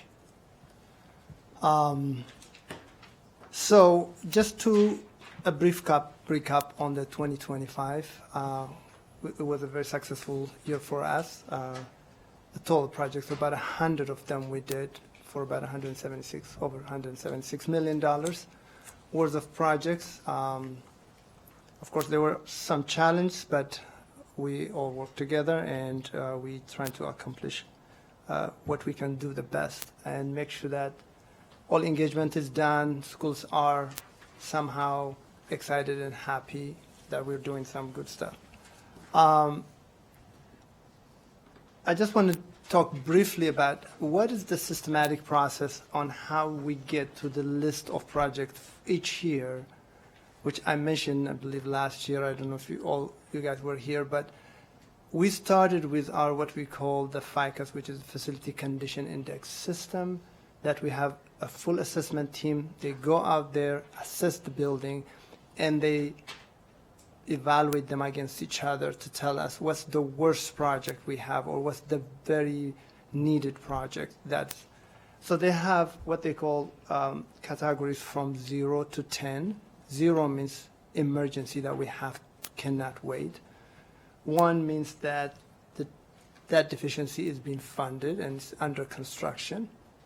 2 means that it's under design that probably will be done in about 2 years. So I start from number 3 going all the way up to see what is category number 3. And then we go through that process after we vet those lists, and then we go to our shops, which is maintenance department, to talk to each department, each shop, to make sure that our list match their need too, because sometimes the assessment team probably will visit a school within about once in a year and a half. So anything can happen in between, so that we want to make sure that we're not missing any of those schools. So we go through that process to get to where we are. And then we review it again with our Safe and Healthy Condition, Schools Commission. Sometimes some emergency project will show up, so that we allocate some funds. If we know exactly what the projects are, we will identify them. Otherwise, we allocate some funds in case something happens within that year.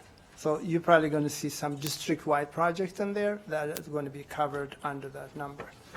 So I believe you have a copy of this thing, so I'm not going to go line by line, but as you can see, the headlines like the ADA, the asbestos, the carpentry, it will tell you what type of project that we're planning to do. If it's a specific school, it will be identified, but if it's going to be funded, let's say, worst floors, we identify some of them, but in case something happens in between, we can add more to it. And as it's been mentioned earlier, if like Matthews needs some support to finish just a little bit and we have to borrow some money from the CRP, then we will allocate some of those funds too. One additional item that I want to mention, because we do have a new energy manager this year, so our energy projects are more specific than what it used to be in the past year. We lost our energy manager, so until we find a new one, we were kind of looking at what we're going to do, but this time Clayton was one of the schools that missed the replacement of the LED lights, and Beasley, which we're going to be replacing the roof. We're going to replace a PV, which is a solar panel. Sorry. Oh, I forgot. Sorry. I'm jumping all over the place. Solar panel that we not only get benefit from NV Energy, but we may be able to collect some funds from tax breaks and some other fund sources to help us. Grounds, as you know, it's a long list of items because it covers a lot: playgrounds and landscaping. So we have a lot of those. IT infrastructure, there's actually a separate attachment to your list that actually gives you a list of projects that provided by the IT team every year that that are included in our capital expenditure. Some roofing, pavings also in there. Under safety and security, we have a good chunk of money for single point entries that we didn't do or we need to go back and revisit. Some perimeter fences and anything from safety and healthy school team that is going to be identified as schools. Some small amount of contingency and then some program administration cost to run this program.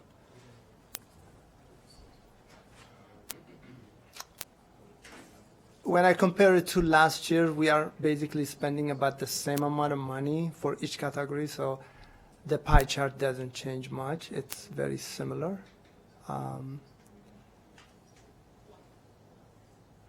Before I go to the recommendation section, if you guys have any questions for me. Actually, it's kind of just more of a statement. Obviously, we have two council folks sitting up here, and I've worked at several agencies, including here. I just, the team here ought to take a big bow. 100 plus projects, 176 million. That's not only an investment back in our schools, it's also an investment in the community. Most of these contractors are local. So you guys as a team, I'm always absolutely impressed the sheer volume of projects this agency puts out, completes to keep our schools together for a learning environment, not only for the students, but the investment back in our community. It's two investments, one in our schools, learning environment. It's an investment in contractors here locally. It's absolutely impressive what this team does. So you guys, you rarely hear it. You follow all the NRS and the bidding, everything. You're not breaking the law. You know, there's been so many. I'm impressed what you guys accomplish, and you need to hear it. Thank you. So thank you. Thank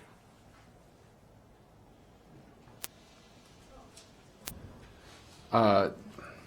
Only because we just talked about this on the elementary school. So I'm assuming that the track improvement on the Debbie Smith that we're under construction now with, I'm assuming that wasn't included in the construction. Was none of the fields, or was some of it and some of it not? Yeah. Can't believe we missed the track. So Tammy Zimmerman, Chief Facilities Management Officer.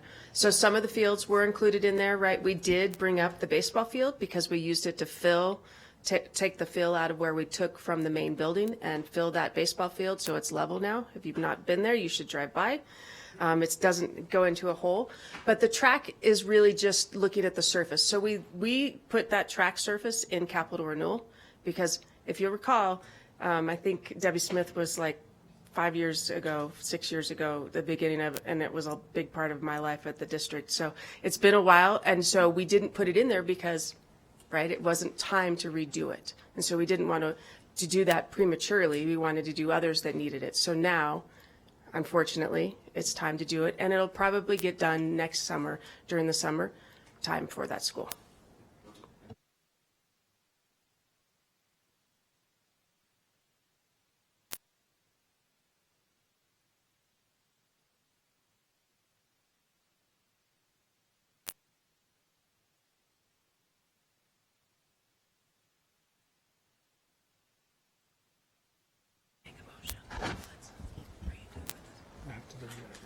I have to read it.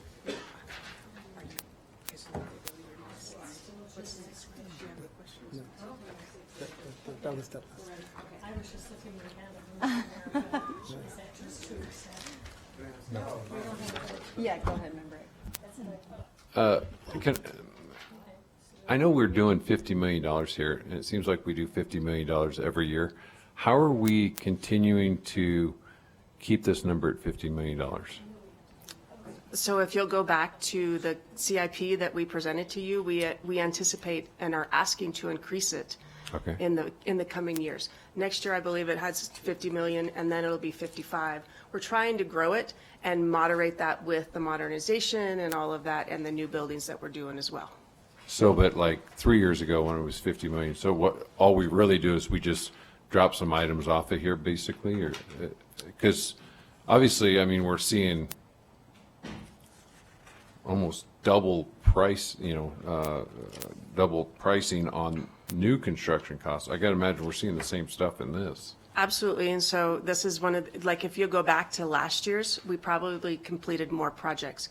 We did fewer this year, but the dollar amount is significant because they are costing more. Okay. So we're just decreasing the number of projects to stay in that budget. It's not that that budget couldn't grow more. It could, it's going to, we just. Correct, All right, correct. okay. It is going to grow more in the future, but we still have to just moderate that, right? Okay.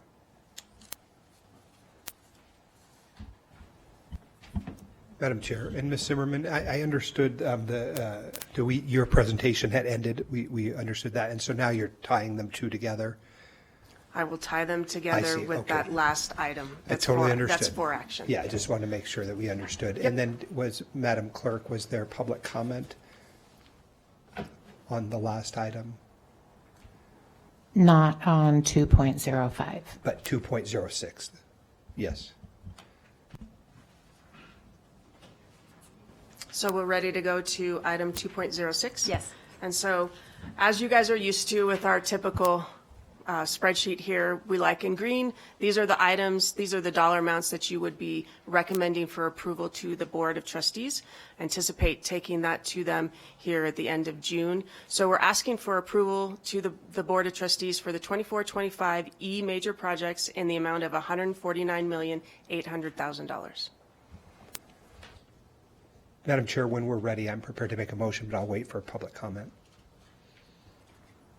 Pablo Nava Duran. All right, good evening, ladies and gentlemen. My name is Pao Natuan, and I will support the new El Color Elementary School.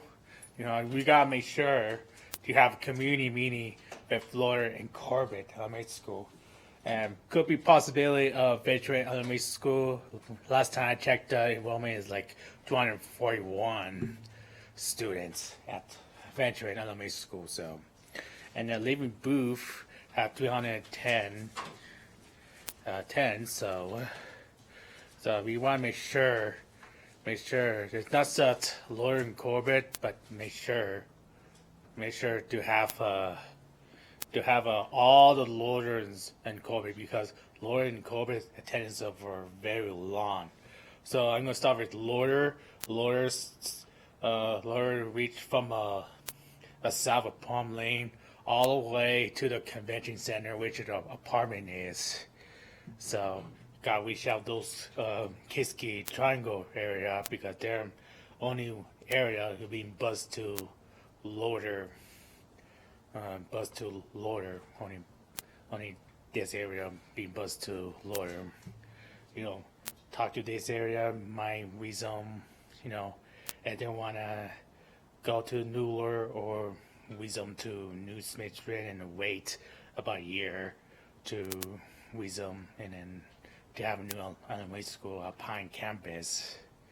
And then for Corbett, and I'll talk to them first, and then Corbett.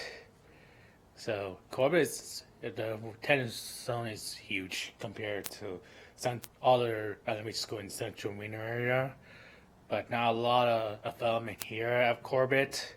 So Corbett come from the south, you know, from the north of Moana Lane, all the way to the south of I-80, which is commercial area with nobody there.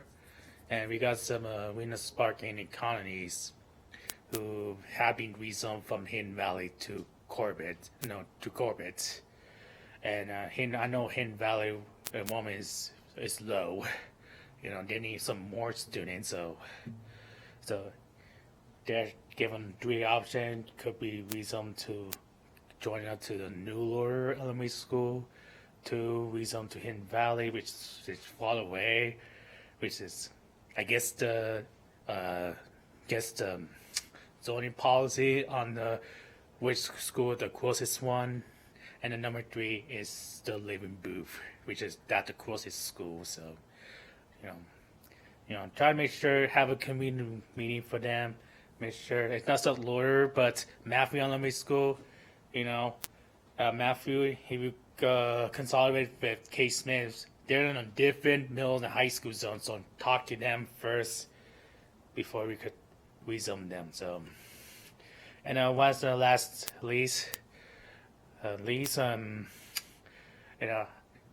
My Newark community will open in support of Dawson community of come here to the new elementary school at Pine campus.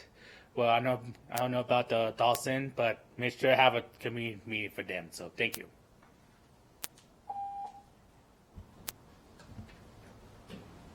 Do we have any more public comment? No. Okay, Madam Chair, I know that we're getting short on time. I want to say just a few prefatory remarks. First, thank you to the staff presentations this evening. Outstanding work. I echo Mr. Cobb's comments that we have a high degree of trust in the staff's presentations, and the material that you provide to us is a very high level. We don't have as much head knowledge as you. We're trying to contribute what we can contribute as we do. And I'm really grateful to my colleagues because I felt like there were some just incredible comments tonight.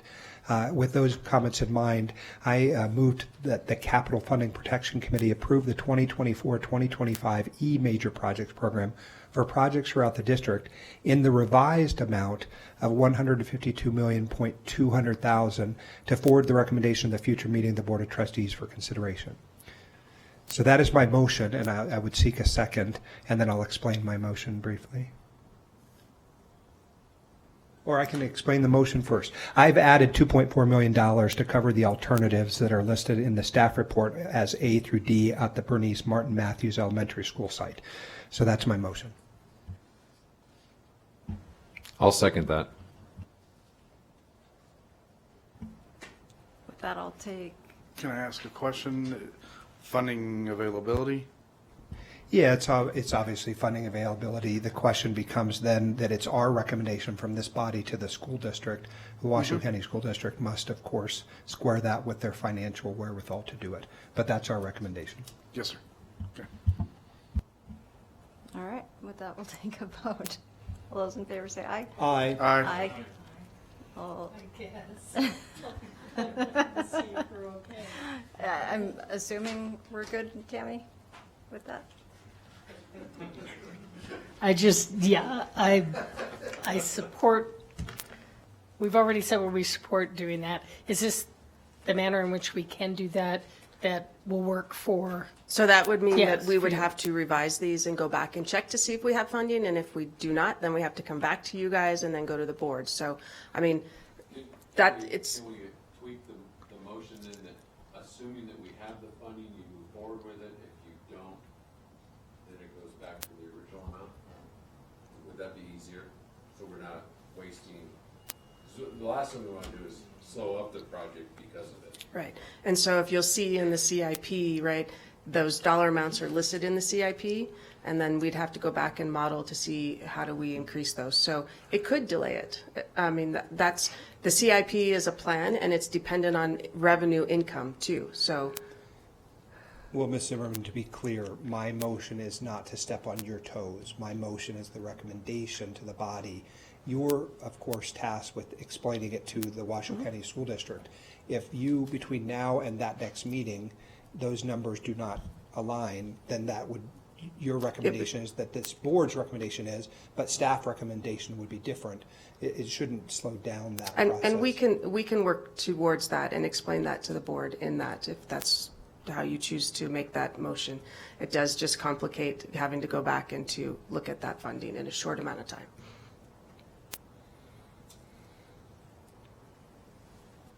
I think we voted.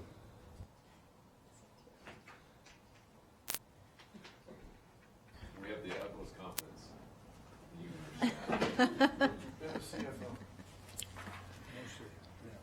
All right. I see ads back there. Because we don't meet. No, it's good. Just roll Adam's level. Yeah, Adam just walked out. All right, we'll go to closing items. Do we do public comment again? Public comment on 3.01 by Pablo Nava Duran.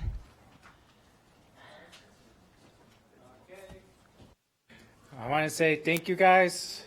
Thank you for being fiscal conservative because that the school district budget on education have been deficit so far. So we want to make sure make sure we do not spend any much money on waste of money with new school with few students, with nobody in student, and enrollment will be declining as well. So we want to make sure we got to be smart about the elementary school, because if we check the growth, projection growth by Beth Rivera and Adam Sisley, the number that we done, the school district enrollment have been declining, will continue to be declining until whatever the reform, whether birth going up or not, so, or immigration will come here in Southern Reno and Sparks area. But we want to make sure like we have to be fiscal conservative, but we have a WC1. Well, we want to make sure we have to spend smart, not hard. So I get it. I do support new school for the low economic area and the older neighborhoods. So we want to make sure we gotta check the enrollment projected before we could build a new elementary school or middle school or high school. So that's my 2 cents. And also I forgot to tell, I'm back to the Corbett side of New Aurora Elementary School.